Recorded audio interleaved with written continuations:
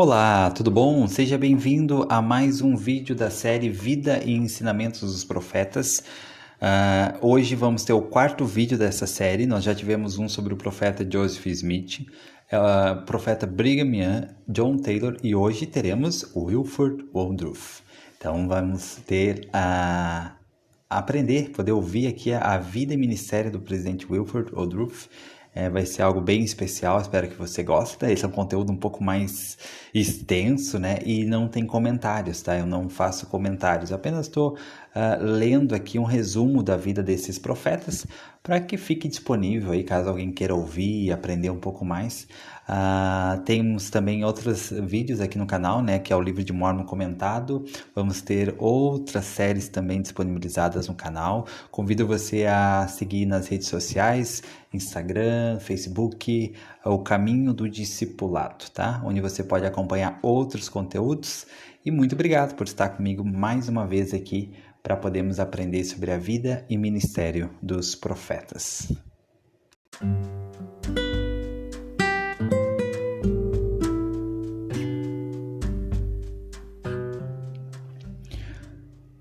Deus é consolador sem par, que com potente mão a tempestade faz calmar e aplaca o tufão. Assim começa o hino predileto do presidente Wilford Woodruff, Deus é consolador sem par. Ele adorava esse hino, comentou o presidente Herbert Grant, que serviu como apóstolo durante o período em que Wilford Woodruff era o presidente da igreja. Cantávamos esse hino, posso garantir, às vezes até 2 vezes por mês em nossas reuniões semanais no templo, e era raro passar-se um mês sem que esse hino não fosse pedido pelo irmão Woodruff. Ele acreditava nesta obra e de todo o coração e alma, e trabalhava com todas as forças que lhe concedia o Senhor para o seu avanço. Matthias Cowley, que também serviu com o presidente Woodruff, observou: talvez nenhum homem na igreja jamais tenha sentido de modo mais profundo a veracidade das palavras deste hino do que Wilford Woodruff. Ele tinha uma espiritualidade tão intensa e era tão dedicado ao serviço de Deus que ao longo de toda a sua vida presenciou com abundância as manifestações miraculosas dos desígnios de Deus. Ele nunca baseara sua fé em milagres.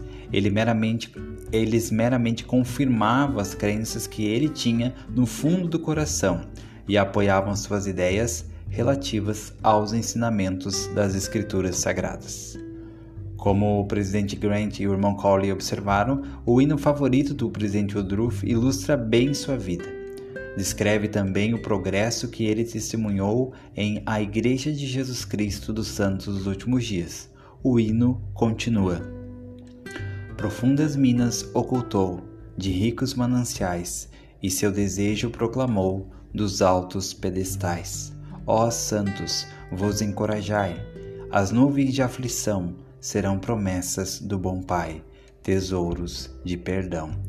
Ó, não deveis julgar a Deus, mas sim deveis confiar, pois abençoa os filhos seus, por muito os amar. Wilford Woodruff participou ativamente de muitos acontecimentos decisivos da história dos primeiros anos da Igreja e conheceu de perto as torrentes de adversidade que por fim se reverteram em bênçãos para os fiéis. Ele sentiu na pele a amargura da perseguição e do sofrimento, mas em meio a tudo isso, provou a doçura de ser guiado pela mão de Deus. Ao presenciar o desenrolar da restauração do Evangelho, adquiriu uma compreensão melhor da obra de Deus.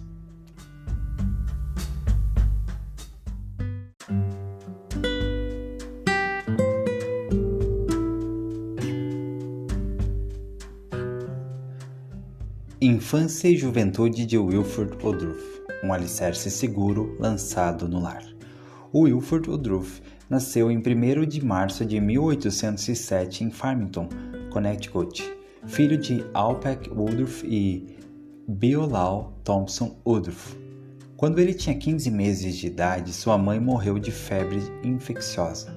Cerca de 3 anos depois, Alpec, com seu pai, contraiu segundas núpcias. Wilford e seus 2 irmãos mais velhos foram criados por seu pai e a madrasta. Azubah Hart Woodruff e seu pai tiveram mais 6 filhos juntos, mas 4 deles morreram ainda bebês ou crianças. Os escritos de Wilford Woodruff mostram que sua infância foi muito semelhante à dos outros meninos de sua época. Ele frequentava a escola e trabalhava na fazenda da família. Trabalhou também na serraria de seu pai quando era ainda bem pequeno, o que o ajudou a adquirir experiência que viria a ser útil quando na idade adulta esteve à frente de uma serraria.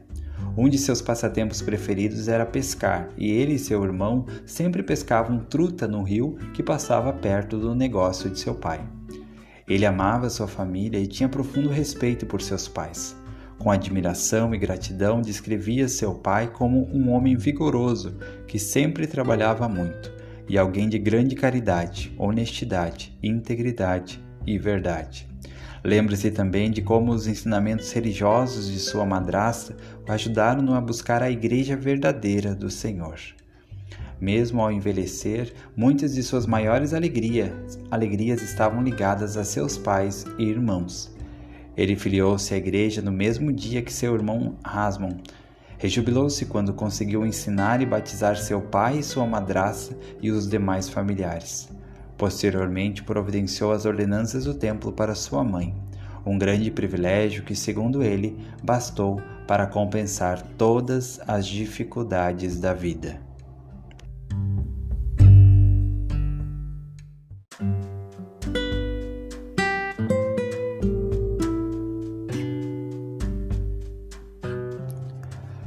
A proteção e misericórdia de Deus. Ao fazer um retrospecto de sua infância e juventude, Wilford Woodruff reconheceu a mão do Senhor ao preservar sua vida inúmeras vezes. Num artigo intitulado O Capítulo de Acidentes, descreveu alguns dos acidentes que sofreu, surpreso por ter sobrevivido para contar a história. Ele relata, por exemplo, uma aventura que viveu na fazenda da família. Aos 6 anos de idade, quase fui morto por um touro bravo. Eu e meu pai estávamos dando abóboras ao gado e um boi bravo afastou minha vaca da abóbora que ela estava comendo. Peguei a abóbora que ele deixara de lado e então ele avançou na minha direção. Meu pai mandou-me largar a abóbora e correr. Em alta velocidade desci um morro íngreme carregando a abóbora, determinado a não privar minha vaca de seus direitos. O animal continuou em meu encalço. Quando ele estava prestes a atingir-me, pisei num buraco e fui ao chão. O boi saltou por cima de mim para alcançar a abóbora e partiu-a em pedaços com seus chifres. Eu teria tido a mesma sorte caso não houvesse caído. Ele relatou também um acidente que teve aos 17 anos de idade. Eu estava montado num cavalo muito arisco, que eu não conhecia bem. E ao descer em um monte rochoso extremamente escarpado, o animal, tomando atalhos, saltou subitamente da estrada principal e correu ladeira abaixo, em meio às pedras, em alta velocidade, e começou a empinar-se e a tentar lançar-me no chão por cima de sua cabeça.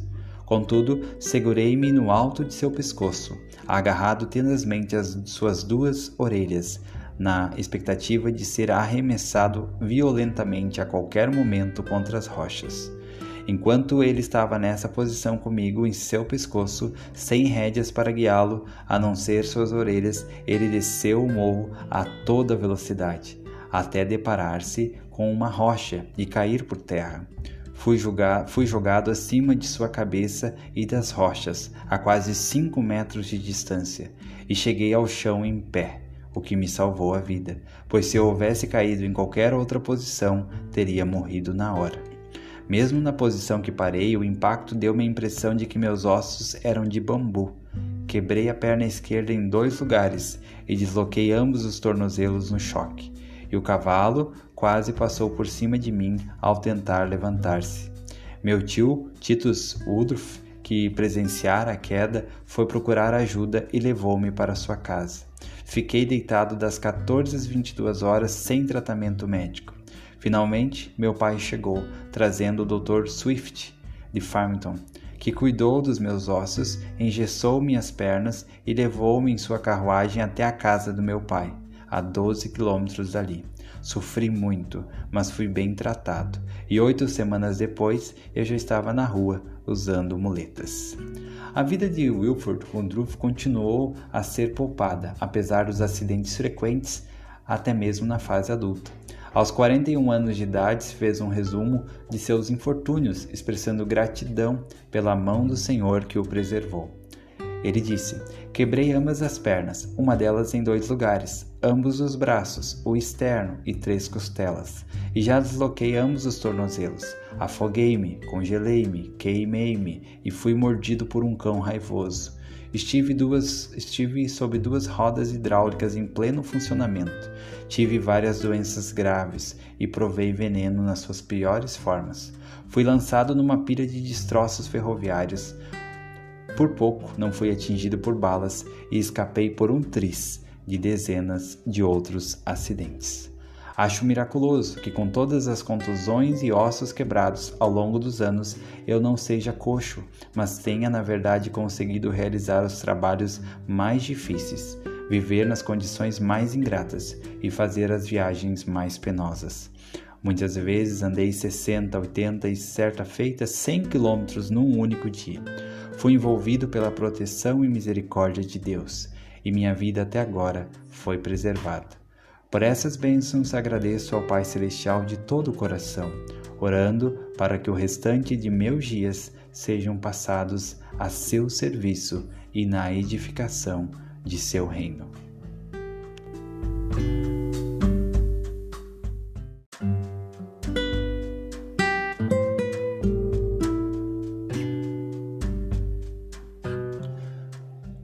Buscar e encontrar a Igreja verdadeira do Senhor.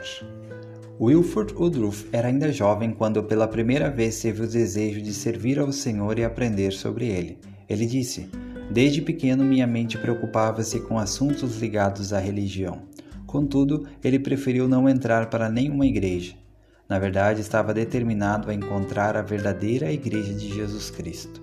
Inspirado pelos ensinamentos de seus pais e outros amigos e pelos sussurros do Espírito, convenceu-se de que a Igreja de Cristo estava no deserto, de que houvera uma apostasia da religião pura e imaculada diante de Deus e de que uma grande mudança estava prestes a ocorrer.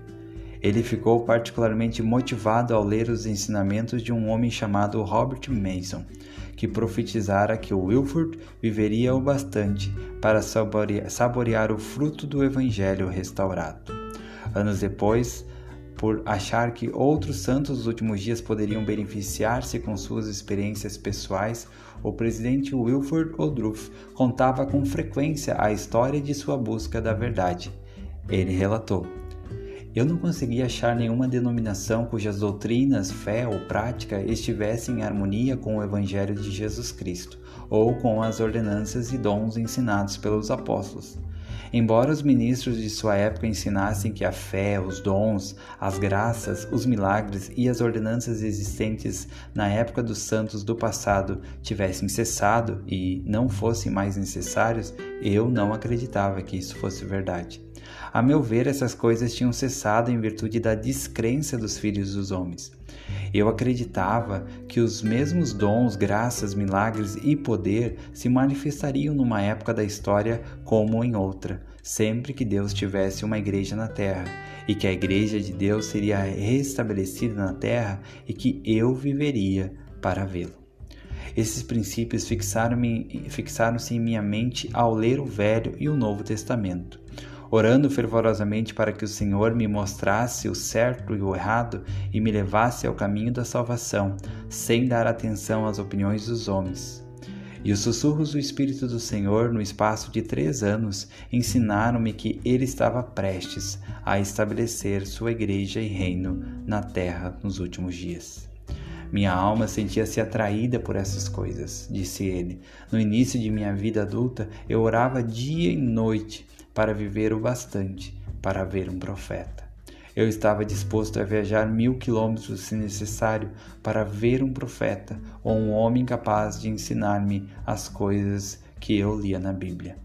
Eu não podia filiar-me a nenhuma igreja, pois não conseguia achar nenhuma naquela época que defendesse esses princípios. Passei muitas noites na beira de rios, nas montanhas, em minha serraria, invocando a Deus, para poder um dia ver um profeta ou algum homem que pudesse ensinar-me as coisas do reino de Deus de acordo com o que eu lia.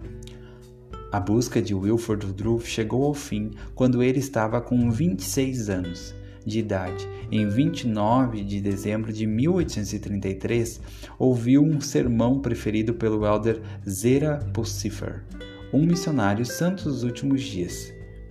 Em seu diário, escreveu suas impressões do discurso do elder Pulsifer. Ele disse: ele começou a reunião com alguns comentários introdutórios e em seguida orou. Sentiu o Espírito de Deus testificar que ele era um servo do Senhor. Então, começou a pregação e fê-lo com a mesma autoridade. Quando terminou seu discurso, senti verdadeiramente que se tratava do primeiro sermão do Evangelho que eu já ouvira. Achei que era o que eu esperava havia muito tempo. Não pude sair daquela casa sem prestar testemunho da verdade às pessoas. Abri os olhos para ver, os ouvidos para ouvir e o coração para compreender, bem como minhas portas para acolher aquele que ministrara a nós. Wilford Woodruff convidou o elder Pulsifer e seu companheiro Elijah Kinney para hospedarem-se em sua casa. Ao cabo de 2 dias, depois de passar algum tempo lendo o livro de Mórmon e ouvindo os missionários, o irmão Woodruff foi batizado e confirmado membro da Igreja de Jesus Cristo dos Santos dos Últimos Dias. A partir daquela data, sua vida mudou. Ao encontrar a verdade, dedicou-se ao trabalho de levá-la aos demais.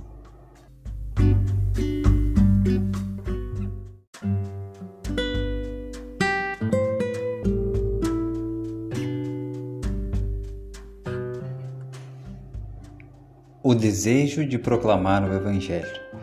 Determinado a guardar os convênios feitos no batismo, Wilford Woodruff foi um ministro sempre disposto nas mãos do Senhor, pronto em todos os momentos para fazer sua vontade.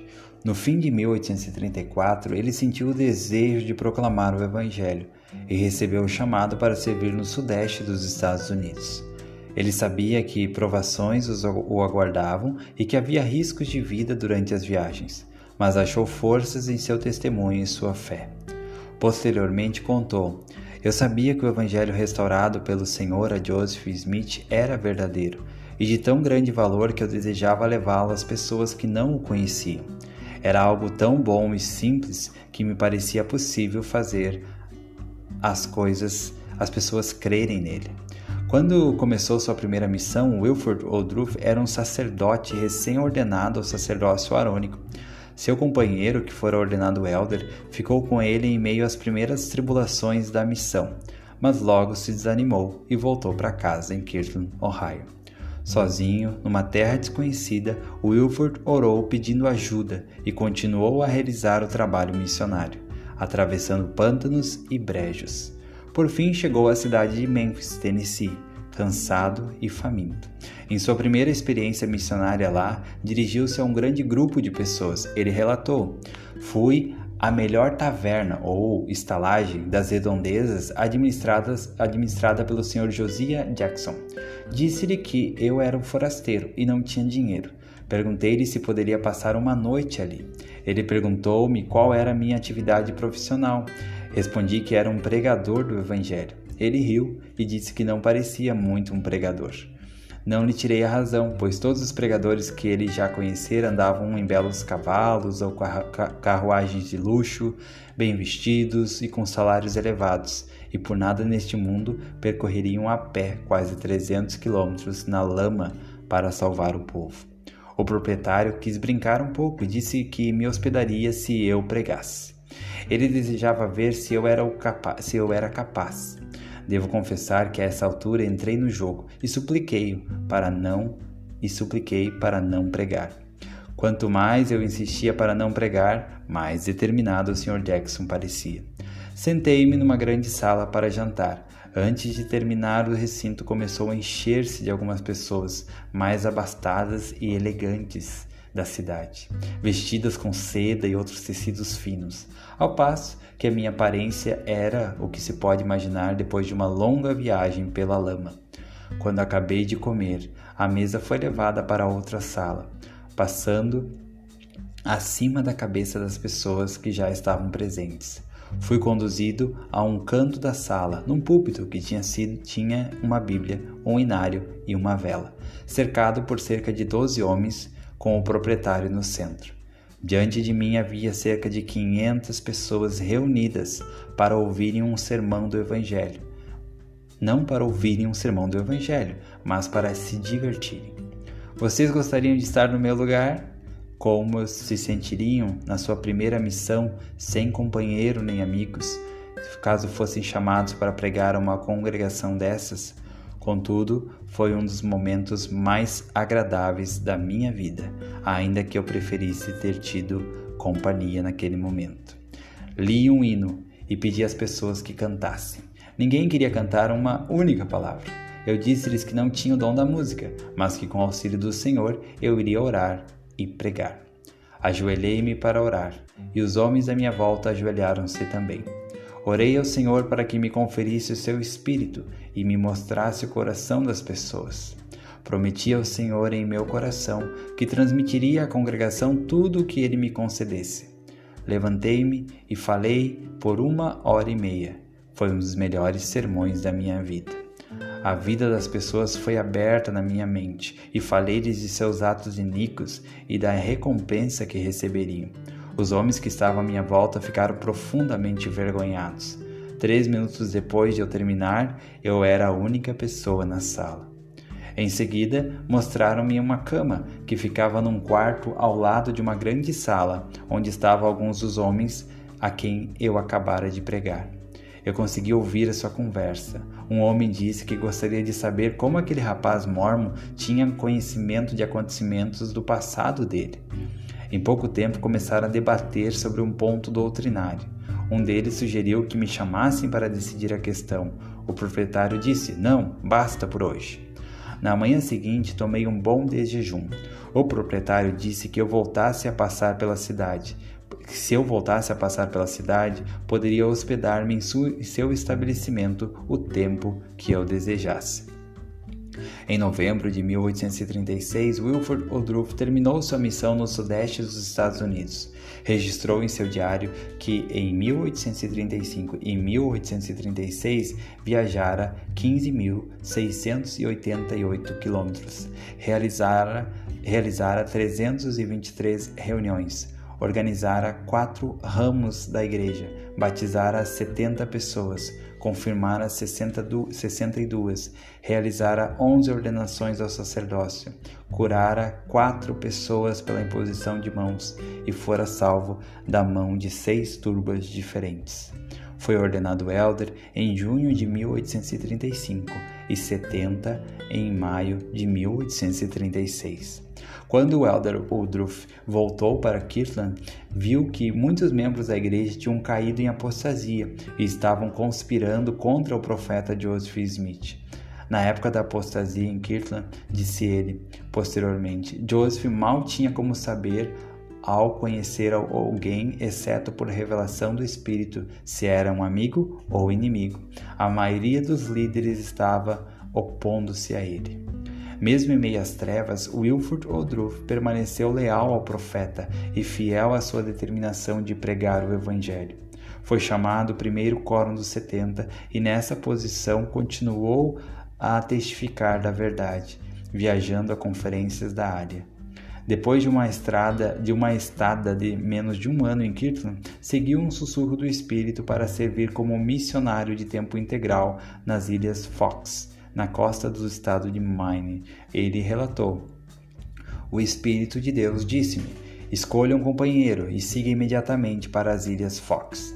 Bem, eu sabia tanto sobre o que me esperava nas Ilhas Fox como sabia sobre Kolob, mas o Espírito instou-me a ir e assim o fiz. Escolhi Jonathan Hale e ele partiu comigo.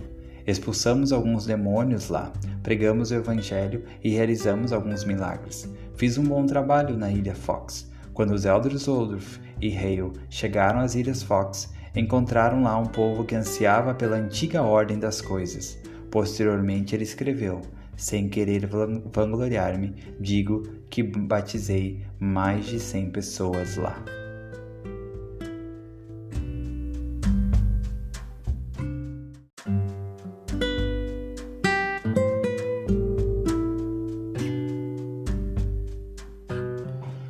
Continuar o trabalho missionário como apóstolo do Senhor Jesus Cristo. Enquanto servia como missionário nas Ilhas Fox em 1838, o Elder Woodruff recebeu um chamado que prolongou seu serviço missionário pelo restante de sua vida. Em 9 de agosto recebi uma carta, disse ele, de Thomas B. Marsh, que era na época o presidente do Quórum dos 12 Apóstolos, comunicando-me que Joseph Smith, o profeta, tivera uma revelação, nomeando para ocupar o lugar dos que tinham saído, John E. Page, John Taylor, Wilford Woodruff e Willard Richards. O presidente Marsh acrescentou em sua carta: assim saiba, irmão Woodruff, por meio desta, que você foi chamado para integrar o Quórum dos 12 Apóstolos e que, em harmonia com a palavra do Senhor, recebida recentemente, deve dirigir-se sem demora para Far West e no próximo dia 26 de abril deixar os santos locais partir para outras regiões do outro lado do oceano. O presidente Woodruff comentou posteriormente: o teor dessa carta fora me revelado várias semanas antes, mas eu não o confiara a ninguém. A instrução para partir para outras regiões do outro lado do oceano referia-se ao mandamento do Senhor para que os 12 servissem como missionários na Grã-Bretanha. Logo depois de ser ordenado apóstolo em 26 de abril de 1839, o elder Wilford Woodruff partiu para a Grã-Bretanha, como uma das testemunhas especiais do nome de Cristo em todo o mundo. O elder Woodruff serviu depois em outras missões nos Estados Unidos e na Grã-Bretanha. Ficou conhecido como um dos maiores missionários da igreja. Este livro contém muitos relatos de suas experiências missionárias.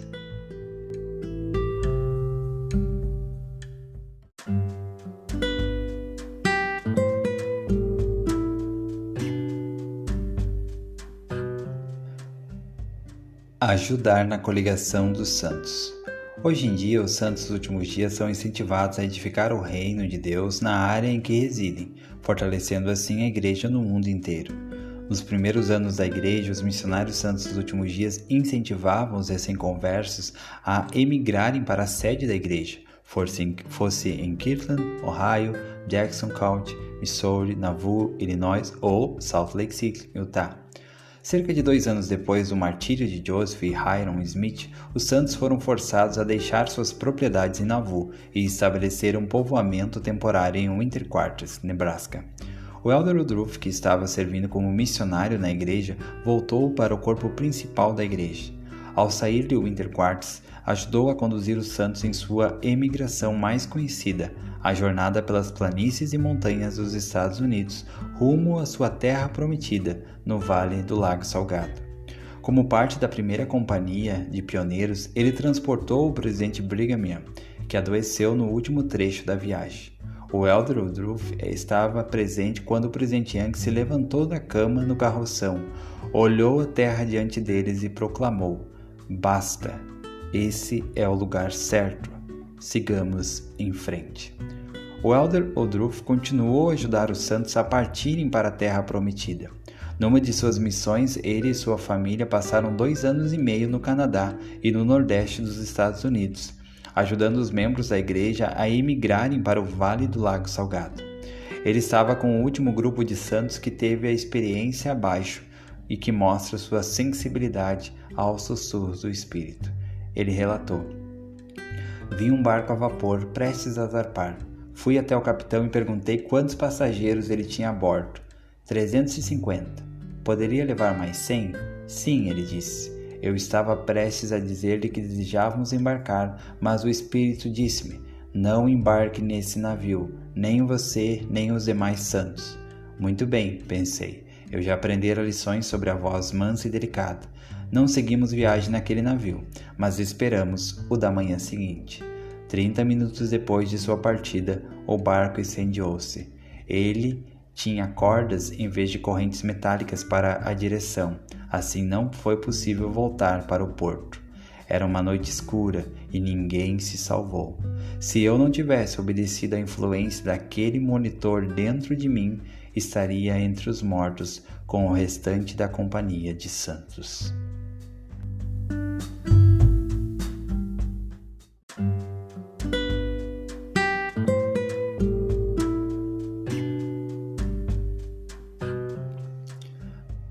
Serviço no Vale do Lago Salgado.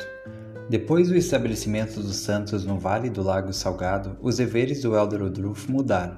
Ele não foi mais enviado ao exterior para servir como missionário de tempo integral. Por outro lado, suas atividades incluíam ajudar mais santos a emigrarem para a sede da igreja, reunir-se com as pessoas que visitassem a região, servir como legislador, trabalhar para irrigar e cultivar a terra e desenvolver métodos de plantio e colheita. Ele visitava com frequência assentamentos de santos nos últimos dias em Utah, no Arizona e em Idaho, pregando o evangelho e incentivando-os em suas responsabilidades. Wilford Woodruff serviu como historiador adjunto da igreja de 1856 a 1883 e como historiador da igreja de 1883 a 1889, ou seja, na maior parte do tempo em que serviu no Quórum dos 12 Apóstolos. Embora essa responsabilidade tomasse muito tempo, ele considerava um privilégio, pois acreditava que a história desta igreja perdurará ao longo do tempo e da eternidade. Seu serviço como historiador foi a continuação de um trabalho que ele realizara desde 1835, quando começou a escrever um diário, um registro pessoal de sua vida e da história da igreja. Em seus esforços contínuos para fortalecer a igreja, servir na comunidade e sustentar a família, Wilford Woodruff seguiu os princípios que aprendera com seu pai, um homem muito trabalhador. O Elder Franklin D. Richards, do Quórum dos 12 Apóstolos, disse que o Elder Woodruff era conhecido por sua atividade industriosa e resistência física. Embora não fosse alto, era capaz de realizar tarefas que logo esgotariam homens de físico médio. O diário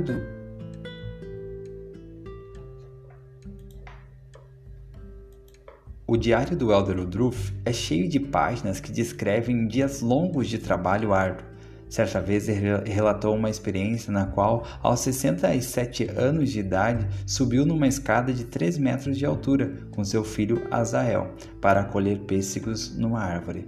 Azael começou a perder o equilíbrio e, ao tentar salvá-lo, o Elder Woodruff caiu. Ele escreveu: "Caí da escada a cerca de 3 metros do chão, ferindo meu ombro e quadril direitos, que me causou fortes dores.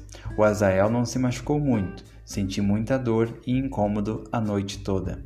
No dia seguinte", registrou ele, "continuei a sentir muita dor e incômodo, mas fui ao campo e voltei para casa à noite." Ao comentar sobre esse acontecimento, Matthias Cowley escreveu: "Alguém poderia questionar o que um homem dessa idade estaria fazendo no alto de uma árvore? Para começar, para o Elder Woodruff, a idade nunca era um empecilho quando ele via algo que ele achava que precisava ser feito caso estivesse ao seu alcance. Ele estava em todos os lugares, mostrava-se sempre pronto para qualquer emergência e em qualquer momento. Se visse um galho no alto de uma macieira que precisasse ser podado, mal o pensamento lhe vinha à mente e lá estava ele, no alto da árvore. Era sempre difícil para ele pedir a alguém algo que ele mesmo poderia fazer."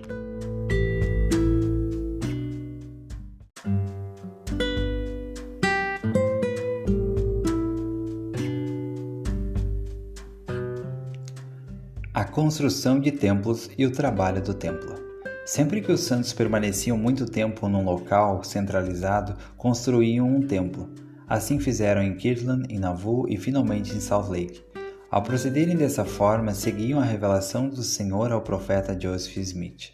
Uma revelação que o Elder Woodruff registrou em seu diário da seguinte forma: "Qual era o objetivo da coligação dos judeus ou do povo de Deus em qualquer época do mundo? A principal finalidade era construir para o Senhor uma morada, na qual ele pudesse revelar a seu povo as ordenanças de sua casa e as glórias de seu reino, e ensinar ao povo os caminhos da salvação. Pois há certos princípios e ordenanças que precisam ser ensinados e praticados numa casa ou local construído com esse intuito. Isso foi estabelecido na mente de Deus antes da criação do mundo, e foi com esse propósito que Deus achou por bem reunir os judeus tantas vezes, mas eles não o fizeram. É por esse motivo que Deus coliga o povo nos últimos dias, para edificar para o Senhor uma casa, a fim de prepará-los para as ordenanças e investiduras, abluções e unções, e assim por diante. O elder Woodruff sempre exortava os santos a desfrutarem as bênçãos a seu alcance no templo. Ele ensinou: considero a construção de templos uma das coisas mais importantes pedidas pelo Senhor aos santos dos últimos dias, na dispensação da plenitude dos tempos, para podermos ir a esses templos e não apenas redimirmos os vivos, mas também os mortos. Com uma diligência que lhe era peculiar, ele deixou um grande exemplo no trabalho do templo, garantindo a realização das ordenanças para milhares de seus antepassados. Como muitos outros profetas de sua época, o elder Woodruff profetizou que logo chegaria o tempo em que haveria templos em todo o mundo. Ele regozijou-se diante da oportunidade de presenciar o início do cumprimento dessa profecia, pois 4 templos foram construídos e dedicados no território de Utah ao longo dos primeiros 46 anos que se seguiram à chegada dos santos ao Vale Salgado, nas cidades de St. George, Logan, Mench e Salt Lake. O presidente Woodruff proferiu a oração dedicatória para os templos de Mench e Salt Lake City. Numa mensagem a todos os membros da igreja, ele e seus conselheiros na primeira presidência testificaram as bênçãos recebidas por aqueles que assistem à dedicação de um templo em espírito de adoração sincera. Eles receberão os doces sussurros do Espírito Santo e os tesouros do céu, e a comunhão dos anjos lhes será concedida periodicamente, pois a promessa do Senhor foi proclamada e não pode falhar. Ele escreveu sobre uma dessas experiências ocorrida na dedicação do templo de Logan. Ele falou: ao assistir à dedicação desse templo, pus-me a refletir sobre as muitas horas que passei em oração no início de minha fase adulta, suplicando a Deus que me permitisse viver na terra para ver a Igreja de Cristo estabelecida e um povo que ele ergueria e que receberia o antigo Evangelho e lutaria pela fé concedida aos santos no passado. O Senhor prometeu-me que eu viveria o bastante para encontrar o povo de Deus e ter um nome e um lugar em sua casa. Um nome melhor do que o de filhos e filhas, um nome que não se apagaria. E hoje regozijo-me por ter um nome com seu povo e por auxiliar na dedicação de outro templo para seu santíssimo nome. Que Deus e o Cordeiro sejam louvados para sempre.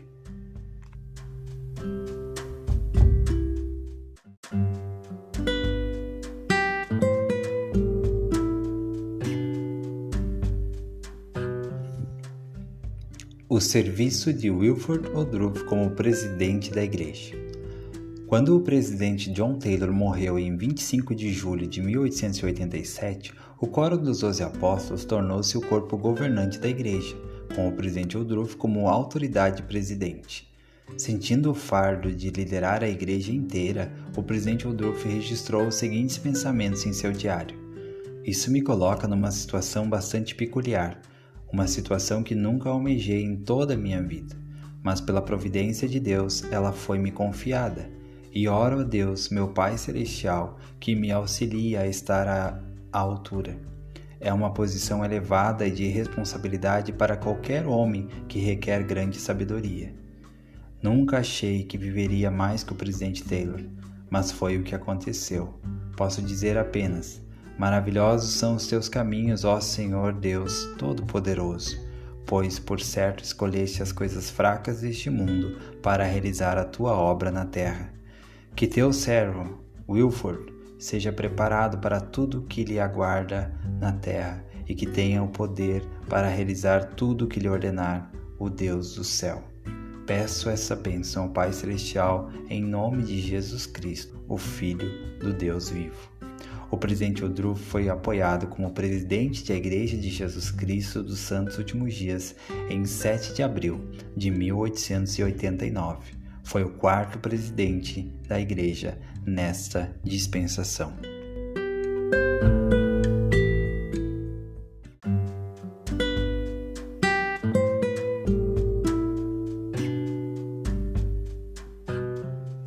Testificar da obra do Senhor nos últimos dias. Em suas mensagens para os membros da igreja, o presidente Woodruff testificava repetidas vezes sobre a restauração do Evangelho, tal qual o fizera ao longo de todo o seu ministério. Contudo, prestou testemunho com uma audiência cada vez maior durante seus últimos 9 anos de vida. Ele era o último homem vivo a ter servido como apóstolo ao lado de Joseph Smith e sentia a necessidade premente de deixar um testemunho claro e duradouro do profeta da restauração. Cerca de 1 ano antes de morrer, ele escreveu: "Há muitas coisas que não compreendo, e uma delas é porque ainda estou por aqui com a minha idade atual. Não entendo porque fui preservado por tanto tempo, quando muitos apóstolos e profetas já foram chamados de volta ao lar.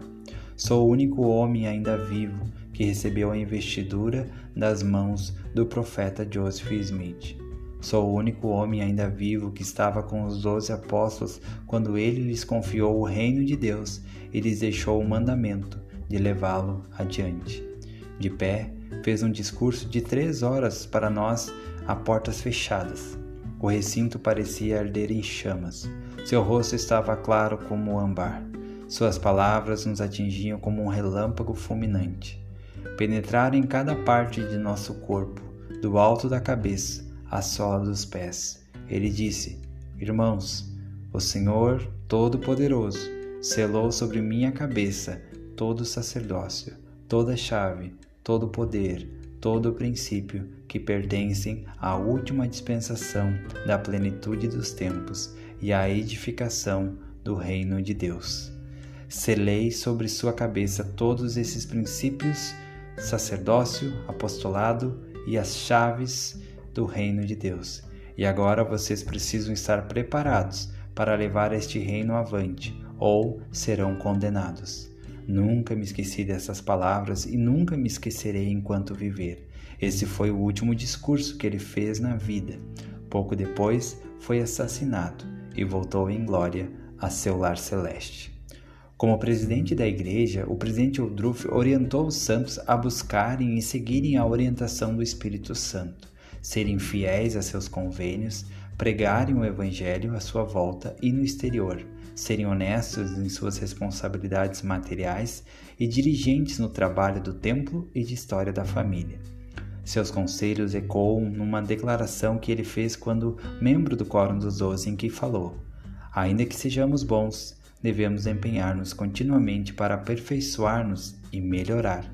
Obedecemos a uma lei e um evangelho diferentes das demais pessoas. E temos um reino diferente em vista. E nosso objetivo deve, portanto, ser proporcionalmente mais elevado diante do Senhor nosso Deus. E devemos governar e controlar-nos de modo condizente. E oro a Deus, meu Pai Celestial, que seu Espírito repouse sobre nós e nos permita agir assim.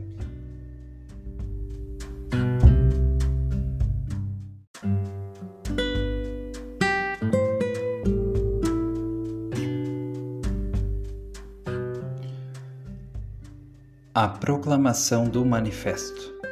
Fortalecido pela mão orientadora do Senhor, o presidente Woodruff dirigiu os santos últimos dias num dos períodos mais conturbados desta dispensação.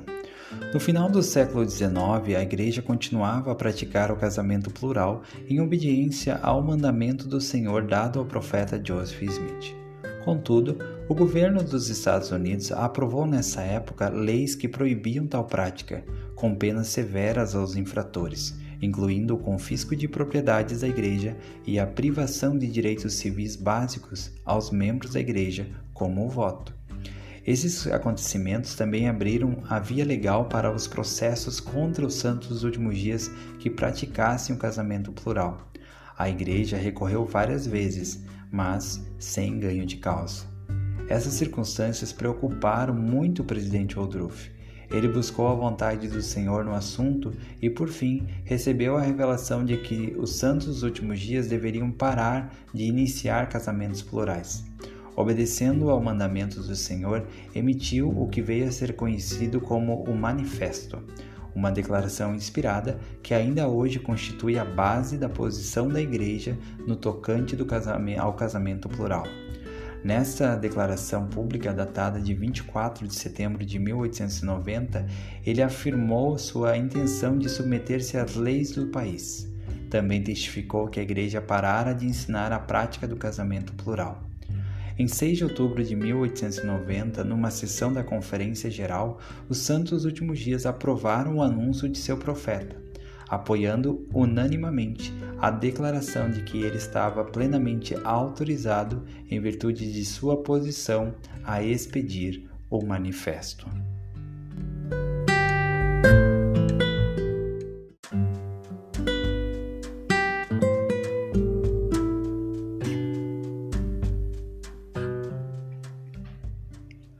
Reafirmar a natureza eterna da família. Cerca de 3 meses antes de seu martírio, o profeta Joseph Smith proferiu um discurso a uma grande assembleia de santos.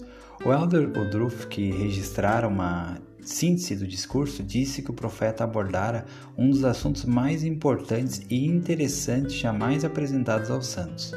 Como parte desse sermão, o profeta testificou da natureza eterna das famílias, falou da necessidade de sermos selados a nossos pais e de continuarmos as ordenanças de selamento ao longo de nossas gerações.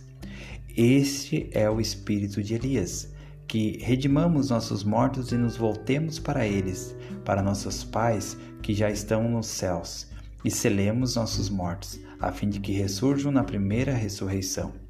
E desejamos que o poder de Elias cele os que estão na terra aos que estão no céu. Sigam em frente e selem na terra seus filhos a vocês e vocês mesmos a seus pais em glória eterna. Nas décadas que se seguiram, os santos dos últimos dias sabiam que havia um elo de um ou outro tipo entre os pais e os filhos. Contudo, seus procedimentos não estavam completamente em ordem. Conforme o presidente Woodruff observou, o profeta Joseph não vivera o bastante para entrar em maiores detalhes sobre essas coisas. Agindo segundo toda a luz e conhecimento que eles possuíam, com frequência se selavam ou eram adotados a Joseph Smith Brigham Young ou outros líderes da igreja da época, em vez de serem selados a seus próprios pais. Como o presidente da igreja, o presidente Woodruff citou essa prática dizendo: "Não cumprimos plenamente esses princípios no tocante às revelações de Deus, a nós, para selarmos o coração dos pais aos filhos e dos filhos aos pais. Não me sinto satisfeito, tampouco o presidente John Taylor, nem nenhum outro homem, desde o profeta Joseph, que tenha assistido à ordenança de adoção nos templos de nosso Deus. Sentimos que havia mais a ser revelado sobre esse assunto do que já havíamos recebido." A revelação adicional foi recebida pelo presidente Woodruff em 5 de abril de 1894. 3 dias depois, num discurso na Conferência Geral, ele anunciou: "Quando me dirigi ao Senhor para saber por quem eu deveria ser adotado, o Espírito de Deus indagou-me: Não tens um pai que te gerou? Sim, tenho. Então, por que não o honras? Por que não és adotado por ele? Sim, respondi, está certo. Fui adotado por meu pai, e devo fazer com que meu pai seja selado a seu pai, e assim por diante. E o dever que desejo que cumpra todo homem que presidir um templo a partir de hoje e para sempre, a menos que o Senhor Todo-Poderoso indique em contrário, é que todo homem seja adotado por seu pai. Essa é a vontade de Deus para esse povo. Quero que todos os homens que presidirem esses templos nessas montanhas de Israel tenham isso em mente. Que direito tenho eu de privar um homem de seus privilégios de linhagem? Que direito tem qualquer homem de fazê-lo? Não digo que todo homem deve ser adotado por seu pai, e então vocês farão exatamente o que Deus disse quando declarou que enviaria Elias, o profeta, nos últimos dias. Desejamos que os santos dos últimos dias, a partir de agora, façam sua genealogia o mais longe que conseguirem e sejam selados a seu pai e a sua mãe. Que os filhos sejam selados a seus pais e perpetuem essa corrente no máximo de gerações possíveis. Irmãos e irmãs, aceitem de coração essas coisas. Continuemos nossas pesquisas nos registros. Busquemo-los em retidão diante do Senhor e levemos adiante este princípio, e as bênçãos do Senhor nos aguardam. E aqueles que forem redimidos nos abençoarão no futuro. Oro a Deus, para que, como povo, nossos olhos sejam abertos para que vejam, nossos ouvidos para que ouçam e nosso coração para que compreenda a grande e maravilhosa obra que nos foi confiada e que o Deus do céu exige de nós.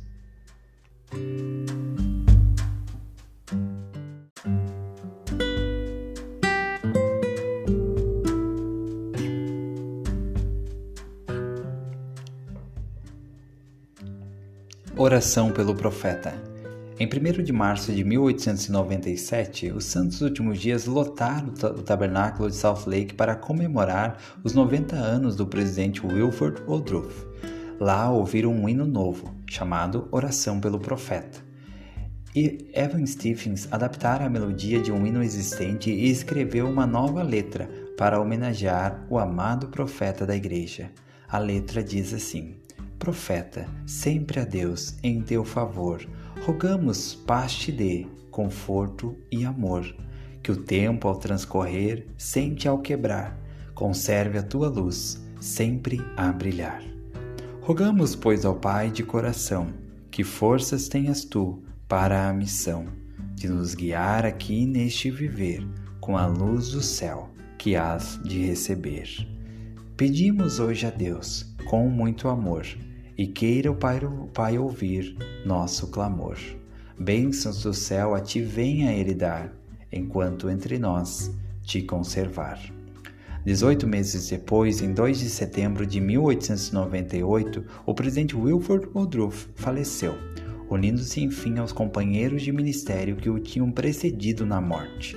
Em seu funeral, que foi realizado no tabernáculo de Salt Lake, um espírito de paz pairava sobre todos os procedimentos e reinava entre os participantes, e permaneceu para consolar a todos.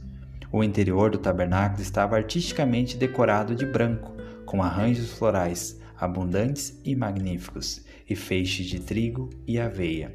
Em cada lado do órgão havia o número 1847, e grandes feixes e girassóis e ramos de pinheiros, em memória da entrada dos pioneiros no Vale do Lago Salgado, em julho de 1847. Acima de um grande retrato do presidente Woodruff havia a declaração: depois de morto, ainda fala, iluminada em homenagem a um profeta de Deus, cujos ensinamentos e exemplo continuariam a inspirar os santos dos últimos dias em seu empenho para ajudar a edificar o reino de Deus.